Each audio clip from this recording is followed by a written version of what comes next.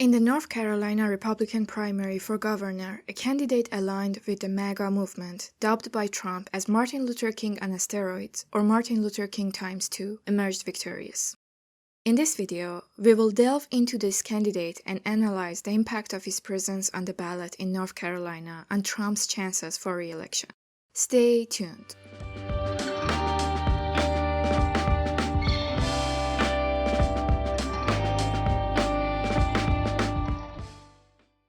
Following significant victories for Trump on Super Tuesday, as anticipated, Nikki Haley exited the race, solidifying Donald Trump's unofficial status as the Republican candidate for the 2024 presidential election. However, alongside these developments, several other primaries took place on March 5th. In one such primary, Lieutenant Governor Mark Robinson, whose political trajectory has been characterized by controversy and a swift ascent within the Republican Party, clinched the GOP nomination for governor. Robinson, who is 55 years old, is in a position to potentially become North Carolina's first black governor if elected. Meanwhile, his opponent, Josh Stein, could potentially become the state's first Jewish governor.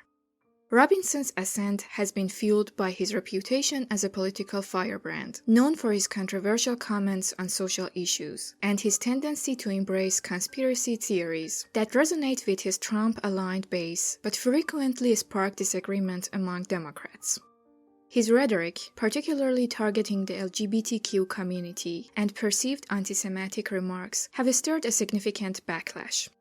Despite claiming outreach to Jewish organizations and a trip to Israel as evidence of his non-anti-Semitic stance, Robinson's controversial statements continue to draw criticism.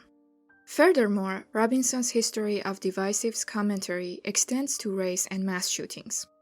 He has made comments regarding Black Democrats and their perceived lack of awareness, as well as controversial remarks about the students advocating for gun control after the Parkland shooting. Additionally, he has openly criticized revered African American leaders like Dr. Martin Luther King Jr., whom he has labeled a communist, and has disparaged the civil rights movements as crap. Robinson's political profile surged after a viral speech defending gun rights in the wake of the Parkland High School shooting, which propelled him into the spotlight and ultimately led to his election as lieutenant governor in 2020. Despite making history as North Carolina's first black lieutenant governor, Robinson's influence on policy has been limited, largely due to strained relations with Governor Roy Cooper.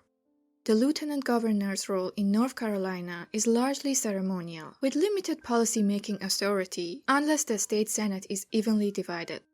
Robinson's tenure has been characterized by his staunch defense of gun rights and his alignment with conservative causes, often at odds with the policies of the Cooper administration. But how would this impact the presidential election? North Carolina, with its 16 electoral votes, could prove decisive in the 2024 election.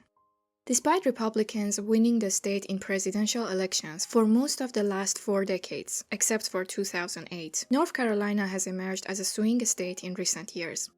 In 2020, it was closest state that Trump won, with his victory margin being just 1.35% and less than 75,000 votes.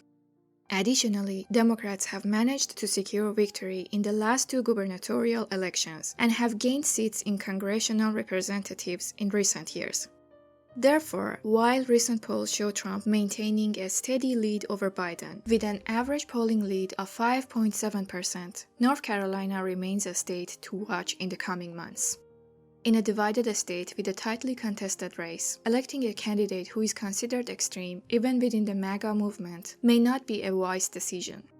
Historical examples have shown that extreme candidates often struggle to attract moderate voters and can even motivate them to support their opponents, leading to defeat in most cases.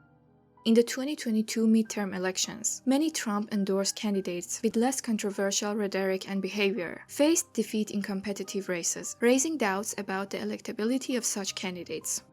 North Carolina witnessed a similar scenario in the 2016 gubernatorial election, where incumbent Republican Governor Pat McCrory lost to Democratic candidate Roy Cooper in a close race decided by about 10,000 votes.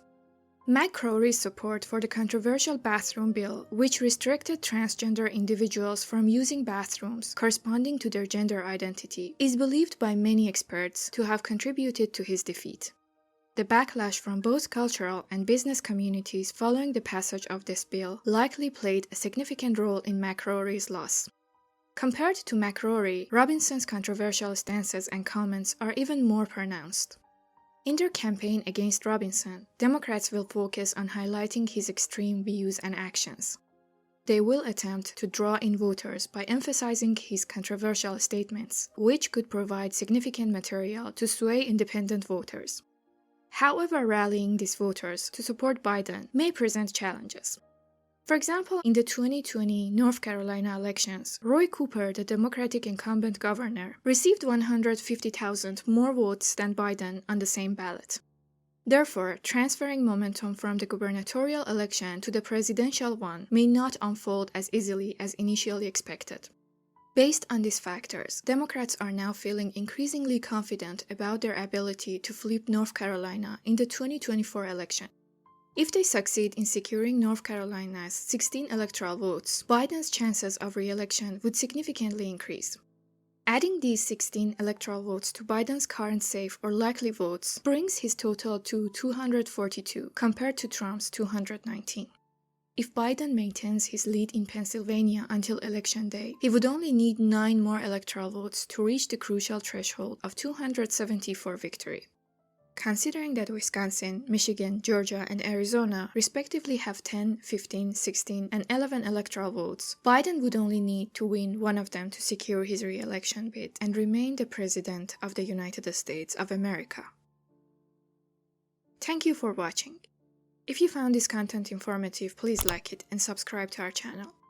We'd love to hear from you, so feel free to share your thoughts, comments, and ideas for future topics in the comment section.